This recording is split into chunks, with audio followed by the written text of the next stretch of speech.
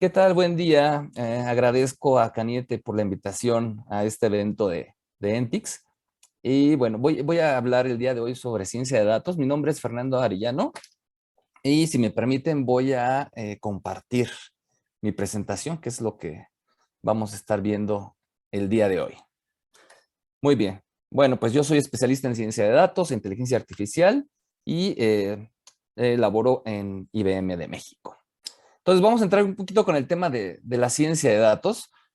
Vamos a empezar con un estudio que se hizo a muchos líderes de tecnología, que se hizo como una encuesta a diferentes directores de muchas industrias en diferentes países y se les preguntaba el tema de qué tecnología les va a dar más resultados, ¿no? En los siguientes 2 o 3 años, ¿no? Y bueno, las empresas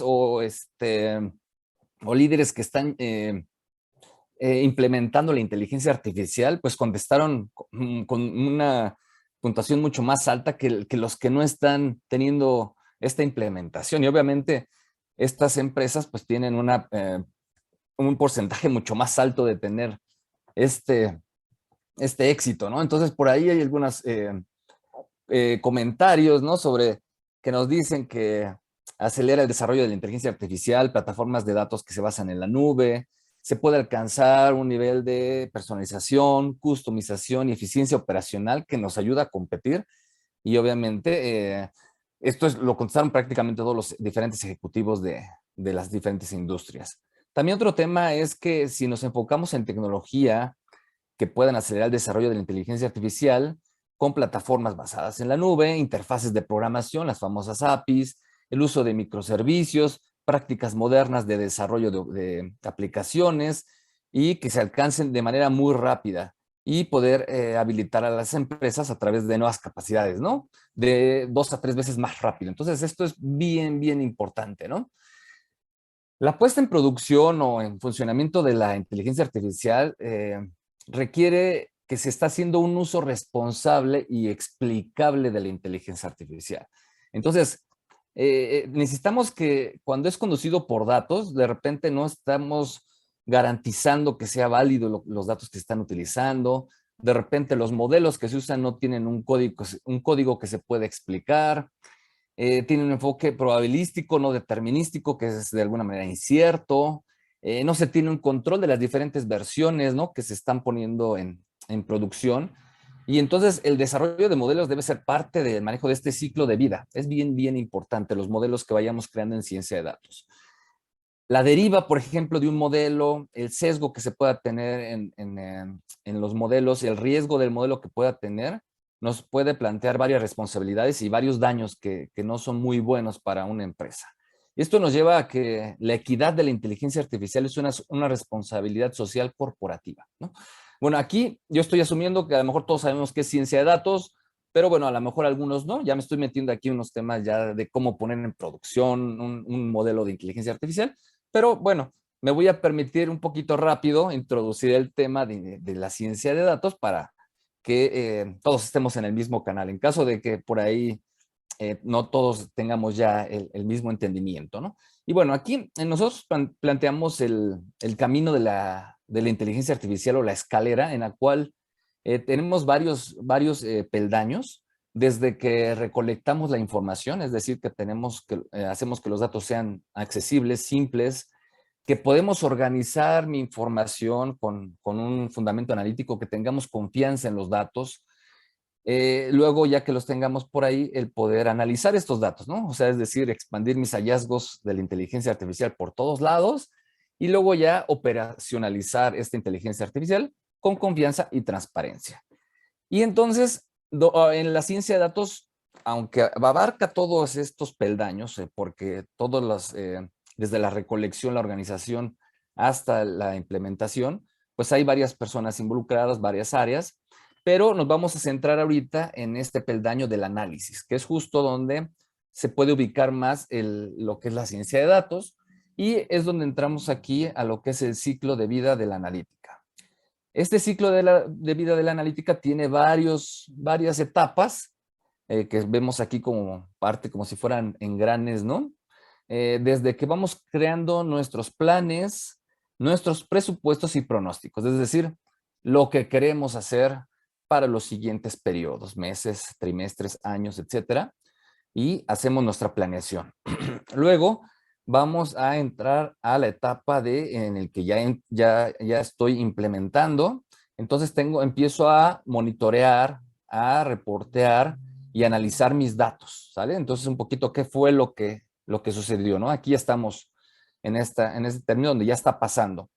Y luego, ¿por qué sucedió? Entonces, ya sucedió, pero ¿por qué sucedió? Entonces vamos a entrar al tema de que obtenemos información más a detalle para ver los patrones que influyeron ahí. Y luego entramos a otras dos etapas bien importantes que van con el futuro, ¿no? Entonces empezamos con la planeación, el tema de lo que ya está sucediendo, por qué sucedió, y vamos a ver qué va a pasar después. Entonces aquí es justo donde hacemos el desarrollo, entrega y administración de los modelos.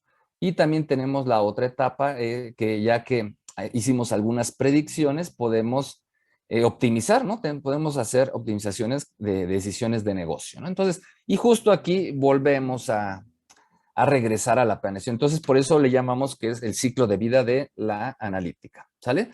Y rápido voy a entrar a una definición de ciencia de datos que viene de alguna manera muy formal, ¿no? Donde nos dice que la ciencia de datos es un campo interdisciplinario que involucra métodos científicos, por un lado, procesos y sistemas para extraer conocimiento o un mejor entendimiento de datos en sus diferentes formas, ya sean datos estructurados o no estructurados, lo cual es una continuación de algunos campos de análisis de datos, como son la estadística, la minería de datos, el aprendizaje automático y la analítica predictiva. Y si lo vemos nada más para no enredarnos con esta definición, podemos decir que la ciencia de datos utiliza métodos estadísticos y analíticos para entender y analizar un hecho, ¿sale? Quedémonos con esta definición más simplificada, que es más fácil de entender. Y bueno, ya sabiendo lo que es la ciencia de datos, ¿no? Ya vimos que nos ayuda a eh, resolver ahí algún problema con datos. Vamos a lo que es el equipo de ciencia de datos. Entonces, sí hay un científico de datos, pero también hay otras personas que nos van a ayudar, ¿no? Por un lado, tenemos al analista de negocios, que es la persona que tiene habilidades de comunicación, eh, resuelve problemas de manera estratégica, maneja el negocio y, algo bien importante, toma decisiones basadas en datos. Entonces, esto es bien importante, ¿no? Luego está el ingeniero de datos también, que es quien maneja la información, quien maneja el almacenamiento de los datos, el que hace el traslado de datos de un lado a otro, maneja cómputo estadístico y es quien surte de datos al científico de datos. El científico de datos va a utilizar algoritmos de aprendizaje de máquina o machine learning, modelado estadístico, diseños experimentales, va a utilizar estadística, investigación, matemáticas, ¿no? Entonces, eso es bien importante. Y por otro lado está el desarrollador también, que es quien va a llevar estas aplicaciones a ponerlas en producción para que se utilicen ya en alguna área de negocio. Entonces, obviamente, requiere de habilidades de programación y creación de aplicaciones, ¿sale? Entonces, estas cuatro personas son las que de alguna manera son el equipo de ciencia de datos y los que intervienen en este tipo de creación de modelos. Bueno, por ahí rápido, ¿no? ¿Qué hace un científico de datos? No, eso es obviamente, queremos saber qué hace un científico de datos, qué es, eh, cómo interactúa, etcétera. Bueno, por ahí hay diferentes perspectivas de lo que creemos, de lo que la gente cree que hace un científico de datos, lo que nosotros mismos creemos que hacemos. Pero bueno, esto es un poco, puede entrar en el tema de una discusión, pero bueno, es como lo pueden ver, ¿no? Vamos a ver en realidad qué es lo que debe hacer un científico de datos, ¿no?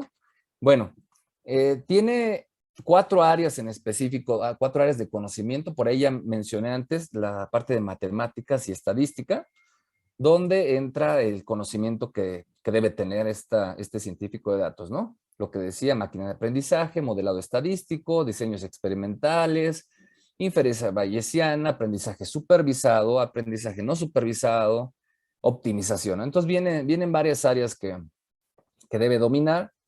Y por otro lado, también debe tener conocimientos de programación y base de datos, eso también es bien importante, ¿no? Debe dominar diferentes lenguajes, ¿no? A lo mejor he escuchado algunos de ellos, pero entre ellos podrían estar Python, R, Scala, bases de datos SQL y no SQL, álgebra relacional, es importante esta parte también, bases de datos, conceptos de MapReduce, bases de datos como Hadoop, reductores, experiencia, ¿no? Con soluciones en la nube.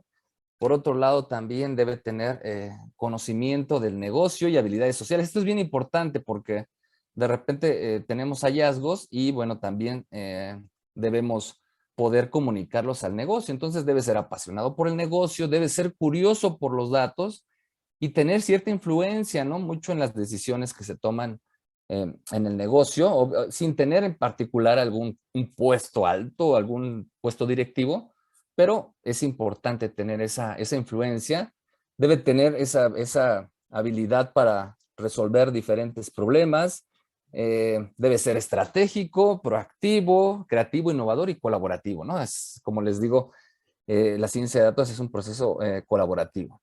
Y obviamente también debe tener habilidades de comunicación y visualización, ¿no? Es decir, debe ser capaz de poder involucrar a la alta dirección, saber cómo contar una historia, ¿no? De, a ver, esto es la información que encontré y esto es lo que me pidieron resolver y bueno, estos son los diferentes hallazgos, ¿no? Entonces, y precisamente estos hallazgos llevarlos a las decisiones, ¿no? A la toma de decisiones y que se conviertan en acciones. Y obviamente poder ser capaz de proporcionar un diseño visual, ¿no? Para que la gente vea lo que se está encontrando en este tema de la ciencia de datos, ¿no? Y como utilizando, como decíamos atrás, algunos paquetes de programación, ¿no? Y obviamente la visualización, que es aquí bien importante. Entonces, bueno, ya sabemos ahora sí qué habilidades debe tener por ahí un científico de datos y obviamente sabemos, ¿no? Que hay una demanda que se ha incrementado en un porcentaje bastante alto desde unos años recientes a la fecha. Entonces, obviamente, pues los científicos de datos los están peleando las diferentes empresas, ¿no? Entonces, hay una demanda muy fuerte de científicos de datos. De repente hay algunos datos, a lo mejor puede ir cambiando, ¿no? Pero pues tiene ahí un cierto promedio en lo que duran en una empresa, ¿no? Entonces, eso también es por ahí importante saberlo. Y entonces, pues el científico de datos tiende a abandonar la empresa pronto, ¿no? Entonces, bueno, ya sabemos lo que es un científico de datos, sabemos la demanda que hay de estos científicos de datos y la necesidad de contar con estos perfiles. Entonces, ¿nosotros qué buscamos? Primero es, como les decía anteriormente, ¿no? Ya veíamos en las habilidades que debe de tener, ¿no? Decíamos que debe tener el conocimiento de la parte estadística, que veíamos por ahí algunos ejemplos. Aquí también estoy poniendo algunos otros ejemplos, ¿no? Regresiones que son bien importantes para predecir, por ejemplo, eh, artículos vendidos, ¿no? Árboles de decisión, mucho para poder encontrar una variable objetivo. Entonces, vienen varios, ¿no? Conglomerados para hacer segmentación, reducir componentes. Entonces, bueno, todos este tipo de algoritmos son los que tiene que dominar un científico de datos, ¿no? Entonces, aquí vemos algunos ejemplos de Machine Learning y Deep Learning que se utilizan, ¿no? Y también otro tema importante, las redes neuronales, que vienen por ahí algunos ejemplos que estoy mostrando. Ahorita vamos a ver cómo en las aplicaciones, cómo se utiliza, ¿no? También. Pero bueno, también debe tener este conocimiento de las redes neuronales, ¿no? Para reconocimiento visual de imágenes, entre otras eh, aplicaciones que puede haber. Entonces, tenemos al científico de datos, sabemos lo que es ciencia de datos, sabemos los equipos de ciencia de datos, qué algoritmos debe dominar, qué características debe traer. Y bueno, aquí entramos a tratar de resolver este tema, ¿no? De los científicos de datos, ¿no? De que decía yo que duran poco tiempo. Y entonces les decía yo que se necesita tener conocimiento de paquetes de programación, ¿no? Como R y Python, ¿no? Entonces aquí lo que estoy haciendo es una comparación entre lo que es el open source, que son estas eh,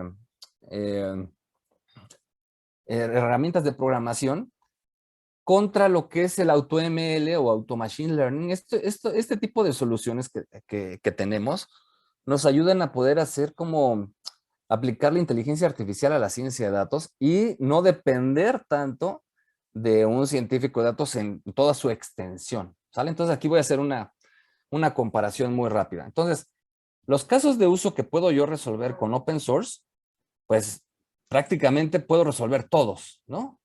¿Por qué?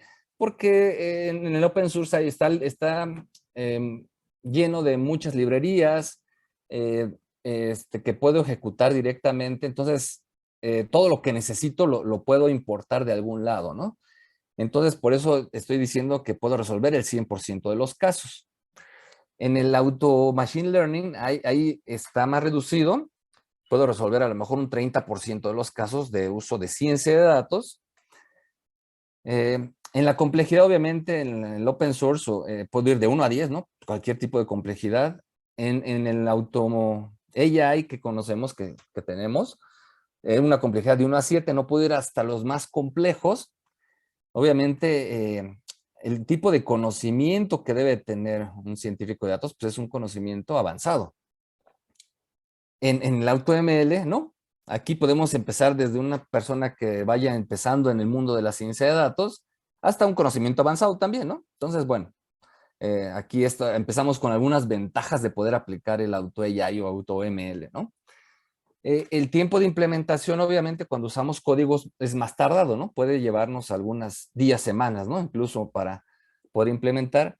Aquí la ventaja del AutoAI es que esto lo podemos hacer en horas incluso, o días, ¿no? Máximo. Entonces, son unas por otras, ¿no? En este caso no puedo implementar todos los casos de uso, pero lo voy a hacer mucho más rápido y no requiero tanta complejidad, tanto conocimiento, ¿no?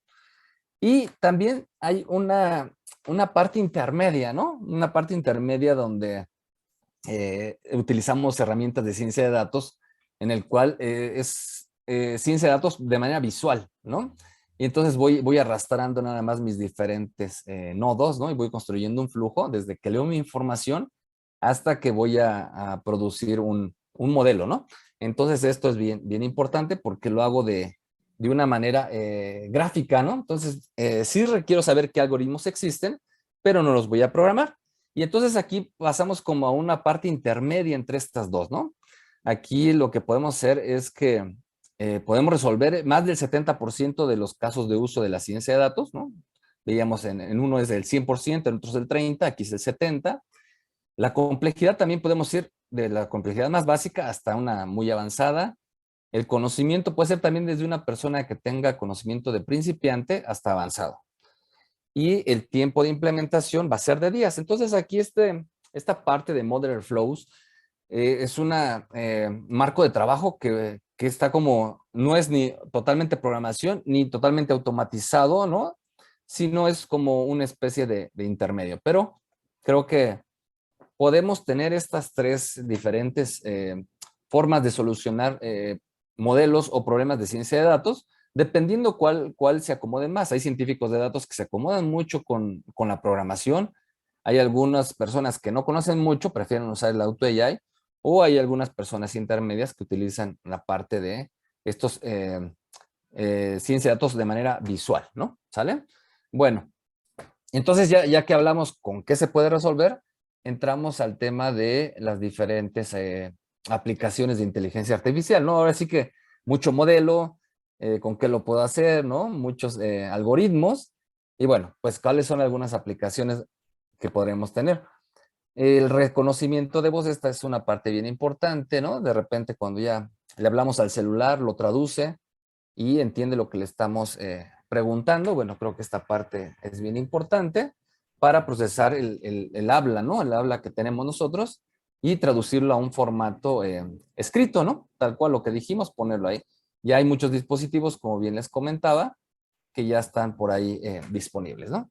También la parte del servicio al cliente, no sé si por ahí hemos visto, ¿no? Cuando queremos resolver alguna cuestión con alguna empresa de diversas índoles, entramos a una página web, hablamos por teléfono y nos responde por ahí un asistente virtual. Entonces, estos asistentes virtuales, pues tratan de ayudarnos a resolver muchas de las cosas que estamos tratando de preguntarle a la empresa, ¿no? Desde obtener una factura, reservar algún vuelo, saber mi saldo, hacer una transacción bancaria, etcétera. Y bueno, creo que también hay muchos agentes virtuales que nos ayudan a resolver esto. Entonces, creo que esta parte es bien importante. También tenemos la visión computacional, les mencionaba por allá atrás cuando veíamos la parte de las redes neuronales, que nos ayudan a identificar, ¿no? Tanto de imágenes como de videos y otras entradas visuales, poder distinguir, ¿no? Entre lo que estamos ahí viendo y obviamente aplicaciones, el etiquetado de fotografías que yo creo que todos hemos visto ahí en las redes sociales, cuando ponen ahí que en una foto están tal y tal persona. Imágenes de radiología, esto entramos un poquito ya si vamos al tema, a los temas de salud. Bueno, pues aquí creo que las imágenes que vemos ahí son bien importantes. El tema de los automóviles autónomos de la industria automotriz es otra de las aplicaciones. También tenemos otra que es el motor de recomendaciones, ya sea, por ejemplo, cuando estemos viendo alguna película, alguna serie que nos recomienda alguna otra serie o alguna otra película, o bien cuando estamos comprando, también esto es bien importante, que nos recomienda algún producto, ¿sale? Entonces esto es bien importante. Otra parte también que viene por ahí, la negociación de acciones automatizada, creo que también te ayuda a optimizar carteras de acciones y estas plataformas tienen mucho la parte de la inteligencia artificial por ahí, ¿no? ¿Sale? Entonces, nos puede ayudar la inteligencia artificial a procesar transacciones, muchas transacciones, miles o millones de transacciones, sin necesidad de que tengamos una intervención por nuestro lado, ¿no? Entonces, creo que esta es bien importante. Algunos otros casos de uso también más específicos, ya yéndonos por industria, por ejemplo, les decía en la parte de la banca, la gestión de riesgos y seguimiento del crédito. Aquí vamos a poder optimizar los diferentes préstamos y la liquidez, ¿no? Mientras estamos adhiriéndonos a los mandatos de los cumplimientos con las autoridades reguladoras. Hablaba yo también ya de los cuidados de la salud, ¿no? Diagnóstico por imágenes, diagnóstico, descubrimiento de fármacos, acelerar el análisis de imágenes a escala y mejorar los resultados de mis pacientes, ¿no? Obviamente va a repercutir en esta parte. En el tema del transporte, por ejemplo, el mantenimiento proactivo y mitigación de riesgos. Aquí vamos a disminuir los costos de mantenimiento, ¿no? No hasta que se me descomponga una máquina la voy a arreglar, sino tener un mantenimiento predictivo. En la parte de energía y servicios públicos, también dar forma a la demanda y oferta de manera correcta, modernizar, por ejemplo, el suministro de energía, gestionar la demanda y poder proteger la infraestructura, ¿no? Entonces, estos son casos específicos de estas industrias, pero lo que ya platicábamos hace rato, ¿no? La de automatización de un centro de contacto, donde vamos a mejorar la experiencia y acelerar la resolución con un análisis total usando procesamiento del lenguaje, que era el que ya hablábamos allá atrás. La ciberseguridad y el fraude, eso también es creo que algo bien importante, más en esta época que estuvimos mucho tiempo interactuando a través en línea con las aplicaciones, detectar y abordar proactivamente los incidentes de seguridad, los motores de recomendación, que era lo que ya les platicaba anteriormente, y por otro lado, la mano de obra y gestión logística, ¿no? Entonces aquí vamos a optimizar la dotación de personal virtual in situ con un enrutamiento y activos adaptados a la demanda, ¿no? Entonces, bien importante, dónde tenemos la demanda de personal y cuándo la podemos asignar, ¿no? Hay industrias como en un cajero, en un supermercado, en las diferentes líneas, en un centro de atención, etcétera, ¿no? Es muchos lados donde podemos aplicarlo. Ya que vimos las aplicaciones de la inteligencia artificial y la ciencia de datos, entramos mucho al tema de la inteligencia artificial que sea confiable. Esto es bien importante porque podemos ver ¿cómo es la inteligencia artificial confiable? Bueno, pues es un conjunto de mejores prácticas, tanto comerciales como tecnológicas, para implementar la ciencia de datos, ¿no? Entonces, por un lado, debemos de cumplir con la ley. Mis modelos deben ser éticos y obviamente deben ser robustos. Y entonces, con estos tres elementos, lo que voy a lograr es tener una inteligencia artificial confiable, ¿vale? Es bien importante porque ya que estamos implementando modelos, bueno, que sea confiable, ¿no? Y ahorita voy a tocar también otro tema bien importante y el tema de la ética, ¿no? Esto es un tema que por ahí está sonando mucho porque ya tenemos muchos modelos, pero hay que ser éticos, cumplir con la ley y que sean robustos para que tengamos una inteligencia artificial confiable.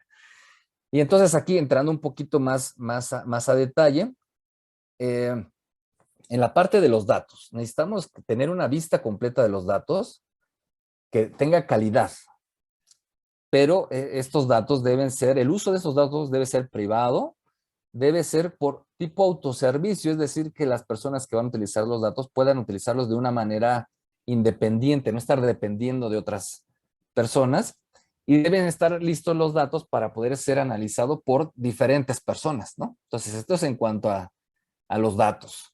En la parte de los modelos, es decir, toda esta parte de MLOps, que ahorita voy a platicar más adelante, que es todo el desarrollo de modelos, debe ser implementado o infundido con justicia, es decir, que los diferentes modelos apliquen igual para todos.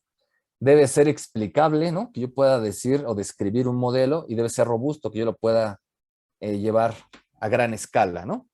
Y por otro lado, el tercer elemento, que son los procesos, debe ser un proceso que sea automatizable para impulsar la coherencia, la eficiencia y la transparencia de la inteligencia artificial a escala, ¿no? Lo que veíamos un poquito más adelante. Entonces, estos tres elementos son bien importantes para poder tener la entrega de modelos y poder cumplir con el tema que decíamos de la inteligencia artificial confiable, ¿sale? Obviamente, ¿por qué debe ser confiable, ética y todo esto que veíamos por ahí que les acabo de explicar? Porque hay una reputación de la marca, de la marca de las diferentes empresas, ¿no? Las que tenemos donde están implementando los modelos. Y obviamente esto también puede tener un impacto legal, ¿no? Entonces, es decir, a lo mejor estoy entregando créditos de manera incorrecta, estoy mostrando datos de los clientes que no son correctos, no, que los algoritmos que se utilizan para otorgar algún crédito, para algo, alguna aplicación, no sea una excusa para discriminar a la gente, no sé. Hay muchos casos, ¿no? Que han aparecido, casos públicos, ¿no? Esto que estoy mostrando no son casos en particular, ha aparecido en diferentes periódicos, pero bueno, esto es bien importante, ¿no? Hago mis modelos, pero no poder caer en algún problema que tenga un impacto en mi marca, en la reputación de mi marca, y que tenga un impacto legal, ¿no? Que ya tenga consecuencias más fuertes. Entonces, creo que esto es bien importante, ¿no?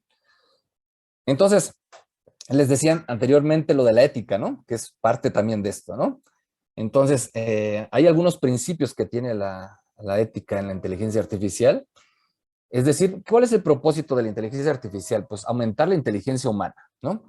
Entonces, la inteligencia artificial nos debe hacernos mejores en nuestro trabajo y los beneficios, porque también tiene muchos beneficios de la inteligencia artificial, debe impactar a muchos y no solamente a unas cuantas personas, ¿no? Los datos y los hallazgos pertenecen solamente a la persona que posee esos datos o que creó esos datos. Entonces, las políticas de datos del gobierno deben ser justas y equitativas y priorizar la apertura. Por otro lado, lo que les decía, la tecnología debe ser transparente y explicable. Entonces, las empresas que hacen estos modelos deben tener claro quién entrenó sus sistemas de inteligencia artificial, ¿no? Qué datos se usaron para este entrenamiento y lo más importante, qué se incluyó en la recomendación de estos algoritmos, ¿no? Entonces, es bien importante poder contar con estos principios, ¿no? Y que me pregunten cómo se hizo el algoritmo, pues se hizo de tal manera, se utilizaron tales datos, qué algoritmos se usaron y entonces creo que es bien importante, ¿no? Entonces ya estamos implementando modelos en diferentes áreas, como ya los veíamos algunos de los casos, sabemos qué es ciencia de datos, ya sabemos quién lo hace, los científicos de datos, etcétera, y aplicar estos principios en la inteligencia artificial, ¿no? Y estos principios también tenemos algunos pilares que se convierten, estos principios los convertimos en pilares, en el cual, como les decía yo, la parte de la explicabilidad, ¿no? Un buen diseño de un modelo no sacrifica la transparencia en la creación de una experiencia perfecta, ¿no? Esto es bien importante, ¿no? Entonces, es un buen diseño, pero también es transparente. Entonces, por acá pasamos al tema de la transparencia, ¿no? La transparencia va a reforzar la confianza y la mejor manera de proveer transparencia es a través de cómo puedo expresar mis modelos, ¿no? ¿Sale? Justicia, el tema de justicia creo que lo decía también anteriormente, debe estar calibrada correctamente la inteligencia artificial y tiene que ayudar a los humanos a tomar decisiones más justas, ¿sale? Esto es bien, bien importante. También veíamos el tema de la robustez, ¿no? Les mencionaba yo por ahí antes. Dado que estos sistemas o estos modelos los utilizamos para tomar decisiones cruciales para mi negocio, entonces la inteligencia artificial también debe ser segura y robusta, ¿no? Ya que lo voy a crecer a más, pues debe de responder en gran escala. Y por último, la parte de la privacidad que les decía, ¿no? Los sistemas de inteligencia artificial deben priorizar y salvaguardar la privacidad y los derechos de datos de los consumidores, ¿sale? Entonces, estos pilares son los que son parte de la ética en la inteligencia artificial, ¿vale? Entonces, bueno, ya platicamos un poquito de cómo son. Y por último, entramos a la parte, les decía yo, el desarrollo de modelos, ¿no? Es decir, ya que hice los modelos, ahora sí los tengo que operacionalizar para acelerar la entrega de la inteligencia artificial, ¿no? Y entonces, qué es el Model Ops? ¿Qué es lo que estamos viendo por acá? Es un conjunto de prácticas que me van a conectar desde la preparación de datos, la creación de modelos y las operaciones que permiten la automatización con la integración continua y la entrega continua, el desarrollo continuo de los modelos, la colaboración a lo largo del ciclo de vida y acortar el ciclo de entrega para que lleguen al negocio final, ¿no?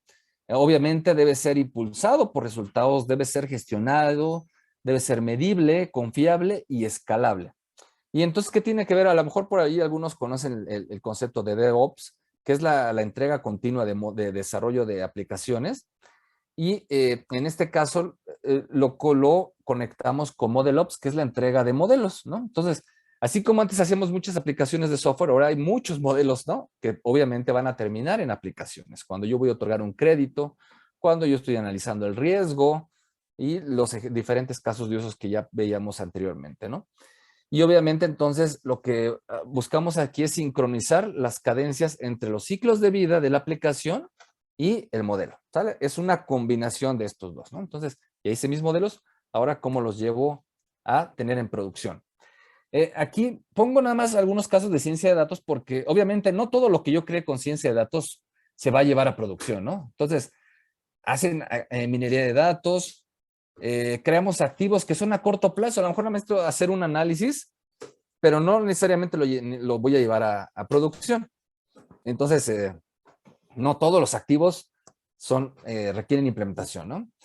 Hay algunos activos también, por ejemplo, a lo mejor algún programa, alguna función que también lo llevo a producción, pero no es un modelo, ¿no? Entonces, nada más para saber qué es lo que pongo en producción. Y entonces sí, los modelos que voy a llevar, es decir, los activos de ciencia de datos que estén disponibles para usuarios comerciales o aplicaciones de la línea de negocios. Esto es bien importante.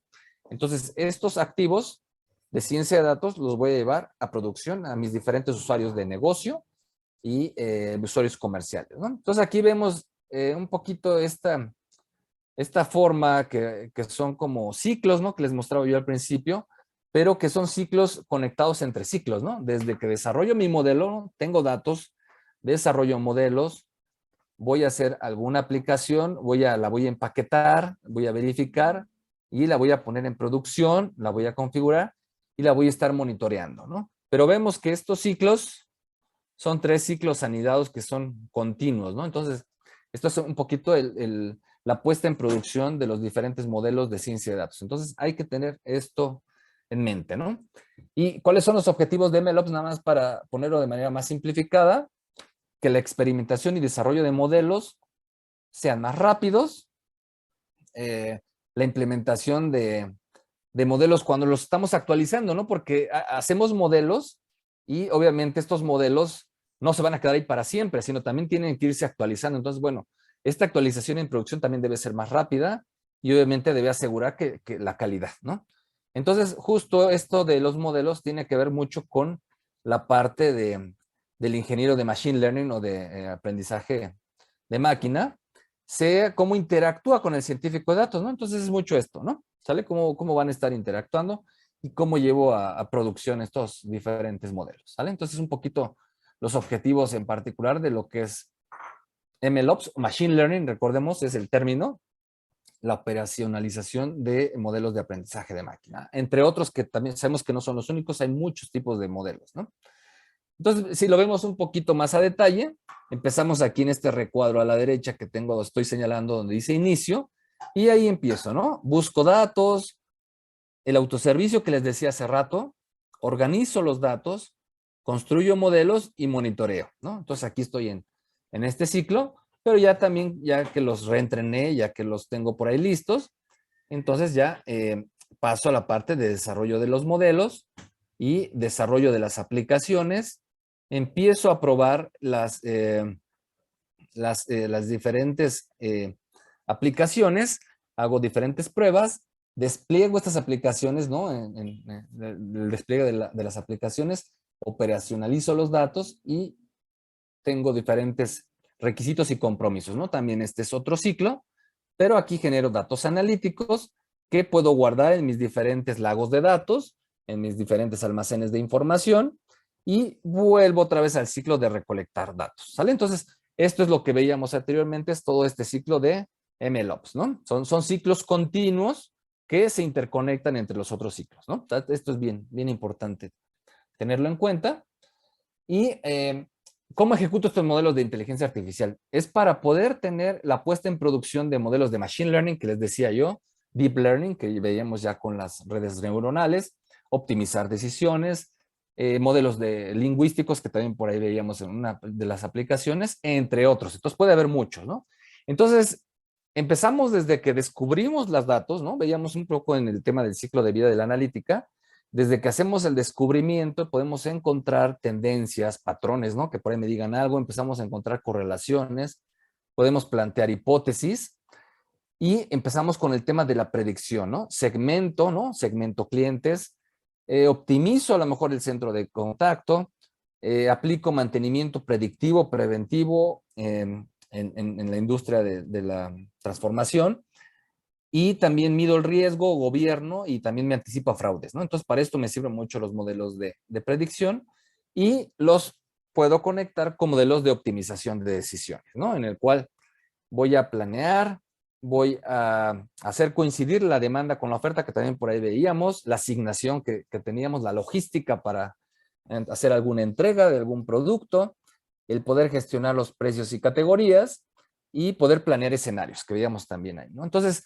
todo esto es poder tener un gobierno continuo de los modelos de inteligencia artificial, ¿no? Entonces, obviamente, para impulsar la acción y resultados comerciales de manera prescriptiva, voy a tener el manejo del ciclo de vida automatizado, que era lo que veíamos con MLOps, de la inteligencia artificial en una nube o varias nubes que podamos tener donde tenga yo mis diferentes aplicaciones, ¿no? Entonces, esta parte es bien importante y aquí podemos garantizar la escalabilidad, implementación y gobernanza, ¿no? del modelo para respaldar la resiliencia por un lado, la seguridad y la transparencia de la empresa, ¿no? Entonces, desde que tengo la estrategia y planeación, creo, ejecuto y administro, ¿no? Los criterios de éxito, las métricas, comentarios de usuario final, por otro lado. Cuando operacionalizo, automatizo, rendimiento del modelo, qué tan bueno está siendo mi modelo, tener la inteligencia artificial explicable, el desarrollo rápido y la entrega continua y desarrollo de modelos. Poder optimizar, por otro lado, poder garantizar hacer escalable mi solución, implementarlo en diferentes nubes y poder reutilizar, ¿sale? Esto es bien importante. Y por otro lado también el tema de gobernar y asegurar, ¿no? Poder controlar el acceso de las diferentes personas que necesitan accesar a mis soluciones.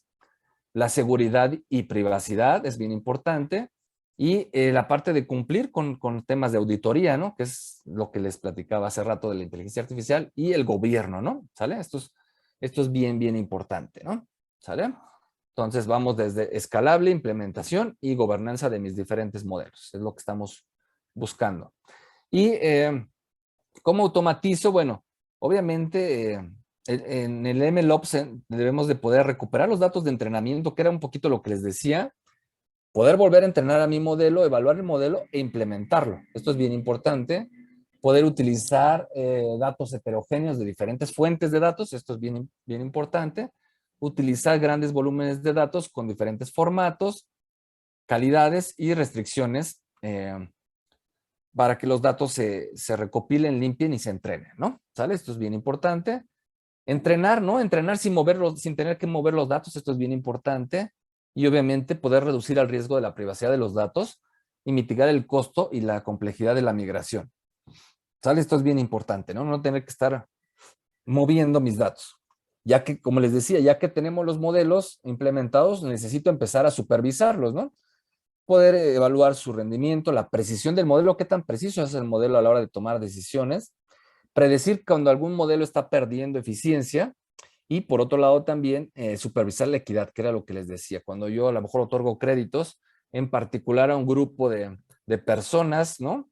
Por su género, por su edad, por diferentes características que yo pueda estar discriminando de alguna manera y no estoy entregando modelos de manera equitativa, ¿no? ¿Sale? Entonces, bueno, aquí obviamente puedo saber cuáles son las transacciones que estoy monitoreando que me están causando alguno de estos problemas. E incluso antes de que yo lleve a producción mi modelo, yo puedo estarlo monitoreando, ¿sale? Entonces, poder validar mi modelo antes de llevarlo a producción se puede hacer también, ¿no? ¿Sale? Otro tema importante que lo que les decía el gobierno, ¿no? Aquí el gobierno del riesgo. Entonces, las empresas buscan aprovechar la inteligencia artificial para permitir recopilar datos más confiables, consistentes, pero que a su vez brinden información más confiable y predictiva para la administración y los organismos reguladores, ¿no? Que nos puedan verificar esa parte, cómo estás haciendo tus modelos, ¿no? Entonces, creo que el gobierno del riesgo es también bien importante.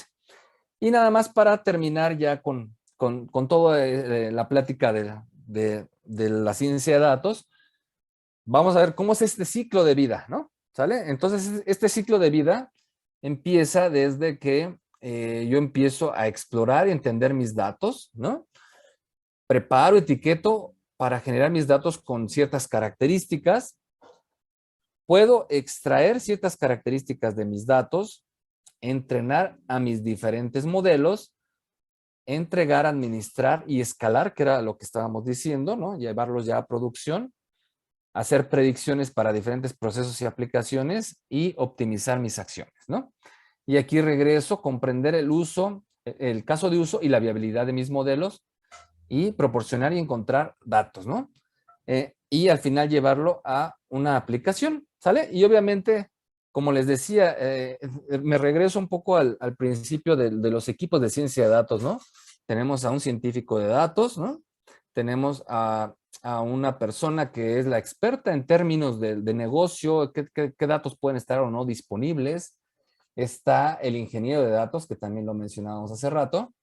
Y por otro lado está la parte de negocio, ¿no? Que es un tema bien importante.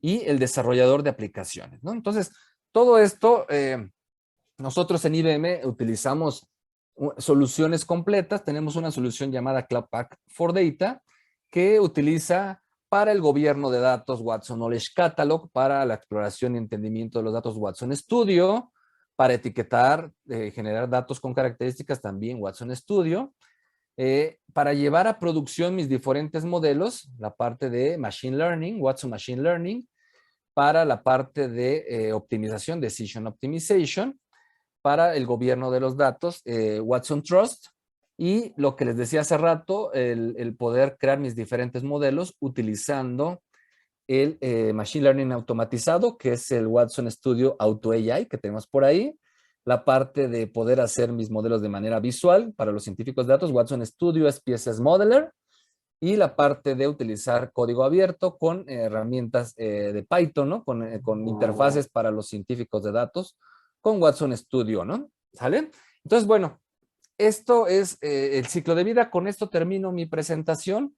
Espero haberlos llevado en este recorrido desde por qué surge esta necesidad de la inteligencia artificial, los modelos que se están aplicando, los líderes que están aplicando, pasando por la definición de ciencia de datos, de científico de datos, de equipos de ciencia de datos llevando a los algoritmos que se deben utilizar para resolver estos modelos y terminando con las diferentes aplicaciones que se pueden utilizar y ya que tengo las aplicaciones, poder la puesta en producción y hablando de la ética, ¿no? Todo este tema de la inteligencia artificial confiable y cómo se lleva a cabo todo este ciclo, ¿no?